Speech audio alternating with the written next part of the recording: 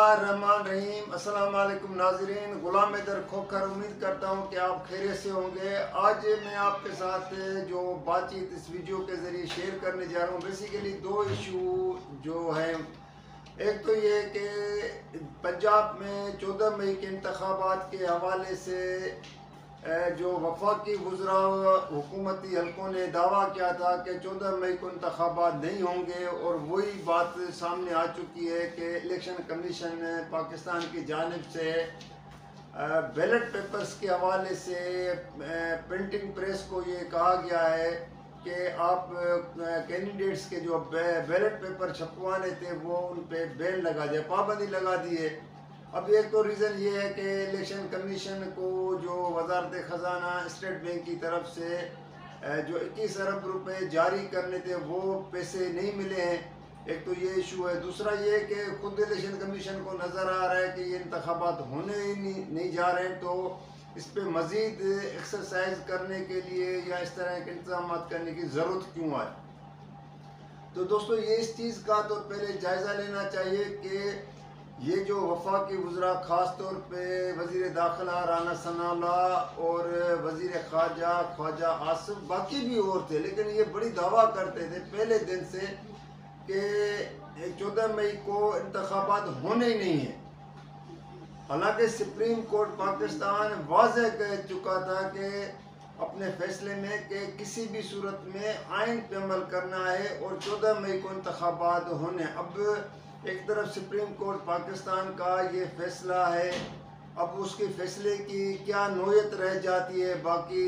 Supreme court उसके लिए क्या इकदाम करते हैं। क्योंकि सुप्रीम कोर्ट ने तो यहाँ तक कि एक दिन पहले आपको पता है कि जुम्मे के रोज़ भी वजारत ख़जाना को लेटर लिख दिया है कि आप लोगों ने पैसे जारी किए हैं, लेकिन पार्लियामेंट के में एक अंदर मामला चला, वो उसको क्योंकि काफ़ी डिस्कस हो चुका है कि पैसे जारी नहीं करेंगे, वहाँ से रेजोल्यूशन भी आ गए, सब कुछ हो गया। लेकिन मसला यहाँ पे बात वही आती है कि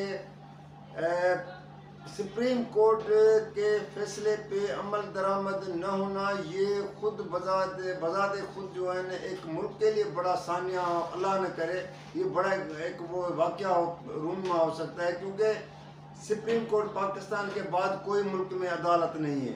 अब अगर उसके फैसलों पे मौजूदा हुकूमत जो रजीम है, अगर वो फैसले पे अमल नहीं कर रही है तो ज़ाहिर है फिर कौन अमल करेगा। कल फिर कोई भी उठ के कहेगा। अब सुप्रीम कोर्ट ने तहम्मुल का तो बहुत मुजाहरा किया। अब तक देखा जाए कि सुप्रीम कोर्ट ने जितना तहम्मुल का मुजाहरा किया है किसी ऐसे इदारे ने नहीं किया है। वो सुप्रीम कोर्ट क्या कह रहा है, वो कह रहे थे कि आइन पे अमल करें। तो सॉरी नाज़रीन, बात ये है कि एक तो ये चीज़ इसकी अब थारोली कानूनी हवाले से जायज़ा भी लेना है और सुप्रीम कोर्ट को अपने फैसलों पे अमल दरामद न होते हुए अब वो आगे क्या इकदाम करते हैं। क्योंकि सुप्रीम कोर्ट तो ऐसे तो खामोश नहीं बैठेगा कि जो अगर हुकूमत ने ये फैसला कर लिया तो फिर तो कल कोई और उठेगा, कहेगा कि जी जो माजी में सुप्रीम कोर्ट ने फलां उस पर फैसला दिया था तो हम नहीं मानते हैं, तो वो तो नहीं होगा। एक तो ये चीज़ जो है, और ज़ाहिर है सुप्रीम कोर्ट कल इसके ऊपर तौहीन अदालत का या किसी और चीज़ का आगे जाके क्या फ़ैसला करते हैं, क्या अपना नाफिज करते हैं, क्या अमल दरामद कराने के हवाले से चीज़ें होती हैं। लेकिन जो मेरे कानूनी माहिरीन से कुछ बात हुई, सीनियर सुप्रीम कोर्ट के वकला हैं, उनका कहना है कि सुप्रीम कोर्ट 14 मई तक इन मामलात को देखेगी। सुप्रीम कोर्ट ने कोई हाथ उठा नहीं लिए कि भाई हमने बस हाथ उठा लिए ख़त्म, नहीं, ये कभी नहीं होगा। सुप्रीम कोर्ट 14 मई तक ये देखेगी कि वफाकी हुकूमत की नीयत क्या है। वो एक अलग बात है कि पीटीआई के और हुकूमत के दरमियान जो मुज़ाकरात चल रहे हैं, वो तो सुप्रीम कोर्ट ने खुद कहा था कि अगर आप बीच का रास्ता निकाल लेते हैं कोई एक ही वक्त इंतखाबात के हवाले से, तो ये भी अच्छी बात है जो मुल्की मफाद में है। और उसके हुए भी उसके चीज़ें भी होते हुए नज़र नहीं आ रही। क्योंकि इस पर भी मैं दोस्तों आपसे बात एक शेयर करूँगा। मैंने पिछली वीडियो में आपसे ये बात शेयर की थी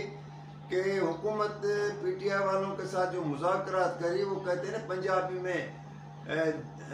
दिखाओ सज्जी ते मारो खब्बी, ये यहाँ पे ये है कि इनको मुज़ाकरात में एक जो है ना इंगेज रखने की बात है कि जी चलो इनको मसरूफ़ रखा जाए किसी तरह जो है ना PTI वालों को, और ताकि ये इधर उधर की वो बाकी न करें और अपना टाइम भी निकालें। ये बात जो मौसमियात खाते वालों ने भी बताया है कि मुल्क के अंदर जो बारिशों का सिलसिला हल्का फुल्का शुरू हो रहा है मई से, लेकिन ख़ास तौर पे जुलाई अगस्त में, जून में भी हो सकता है लेकिन इतने नहीं, जुलाई अगस्त में बड़े पैमाने पे बारिशें होंगी जिसका सैलाब का भी ख़तरा है। अब सैलाब जहाँ पे आ जाए, बारिशें हो जाएं, इस तरह हो जाए तो फिर उसमें इंतखाबात कैसे हो सकते हैं। तो ज़ाहिर हुकूमत ने ये सब चीज़ें अपने तौर पे देखी होंगी, अपने दीगर मामलात डिस्कस किए होंगे, जिसके बिना पे जो हुकूमत की जो नीयत होती है ना, इंसान की सबसे बड़ी नीयत होती है कि वो कि कितना वो उस नीयत में खुलूस से उनमें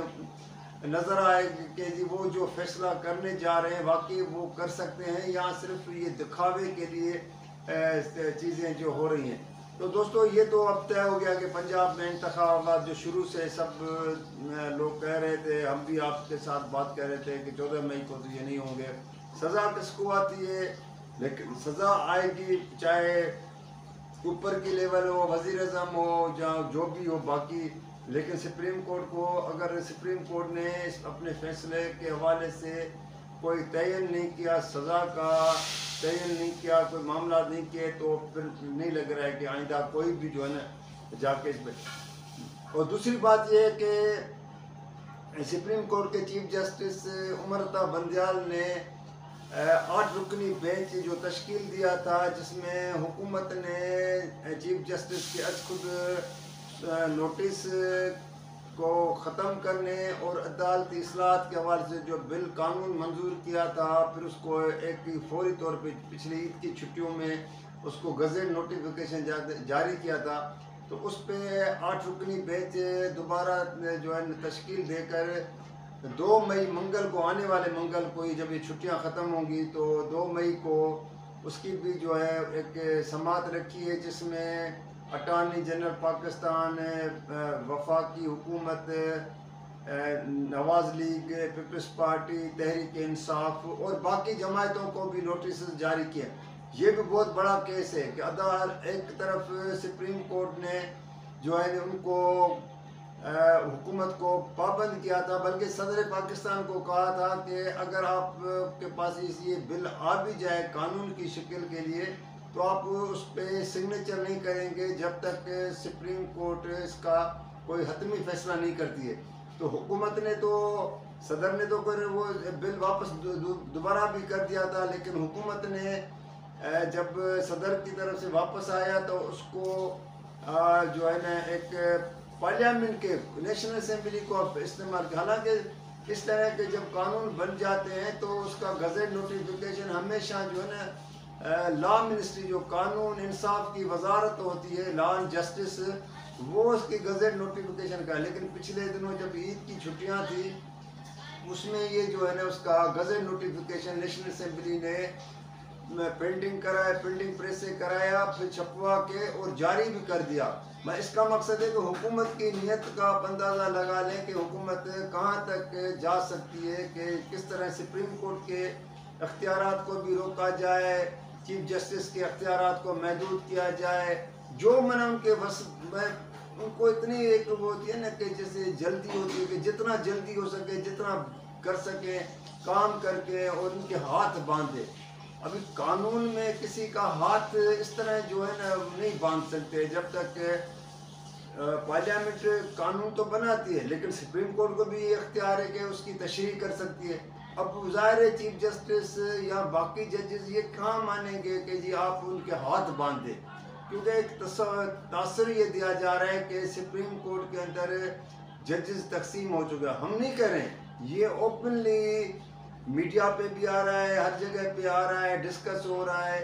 कि जजेस तकसीम हो गए 97 की तरह। अब खुदा न करे, अल्लाह न करे, क्योंकि मैं हमेशा इस बात के खदशात का इजहार भी करता हूँ और फिर मैं दुआ भी करता हूँ कि क्योंकि 97 का वाक़या हमारे सामने है, हमने खुद अपने आंखों से देखा था। उस वक्त भी नवाज़ लीग की हुकूमत थी, नवाज शरीफ वज़ीर आज़म थे, जिस तरह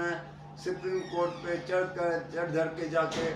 दौड़ के जाके जो है हमला किया था, और चीफ जस्टिस उस वक्त के सज्जाद अली शाह को निकाला गया था, फिर अपने जजेस ने उसको निकाला, घर भेज दिया। तो कहने की बात ये कि दोस्तों ये चीज़ें जो है ना अब उस तरफ जा रही हैं कि ज़ाहिर अदलिया के एक फ़ैसलों पे अमल नहीं हो रहा है। दूसरा, अदालत कहती है कि जब तक किसी फैसले का कानून को जिसको रोका गया है उसका फैसला नहीं होता। अब तो उसकी समाअतें चल रही हैं, तो उसको पर पाबंदी लगी हुई हो या एक किस्म का स्टे हो, और उस पर आप जो है ना जाके जो है ना एक उसका गज़ेट नोटिफिकेशन जारी करते हो, तो इससे हुकूमत की नीयत ज़ाहिर होती है, बाकी कुछ नहीं है कि उसमें हुकूमत कितनी संजीदा है कि वो चाहे पीटीआई के साथ मुज़ाकरात कर रही हो, चाहे अदलिया के सामने। कहीं कहते हैं ना कि वो जब पार्लियामेंट में आते हैं तो जो है अदलिया को आंखें दिखाते हैं, और जब सुप्रीम कोर्ट में जब हुकूमती वकला अटॉर्नी जनरल जाते हैं तो वो फिर झुक जाते हैं और सर तस्लीम करके, और जो जजेस को सुप्रीम कोर्ट के सामने जाके पेश होकर कहते हैं सर जी जो आप कहें वो हम हाजिर हैं। तो ये अब क्या इसको डबल स्टैंडर्ड कहें या जो भी कहें। तो दोस्तों अगर ये मेरी वीडियो आज आप लोगों को पसंद आए तो आप इसको लाइक भी कीजिएगा, शेयर भी कीजिएगा, सब्सक्राइब भी कीजिएगा, और कमेंट्स में हमेशा मैं आपसे रिक्वेस्ट करूँगा आपके कमेंट्स आने चाहिए। जो कमेंट्स आते हैं तो मैं उन दोस्तों का शुक्रिया भी अदा करता हूँ और जवाब भी देता हूँ। तो अगली नई वीडियो तक के लिए इजाज़त दीजिएगा। अल्लाह हाफ़िज़।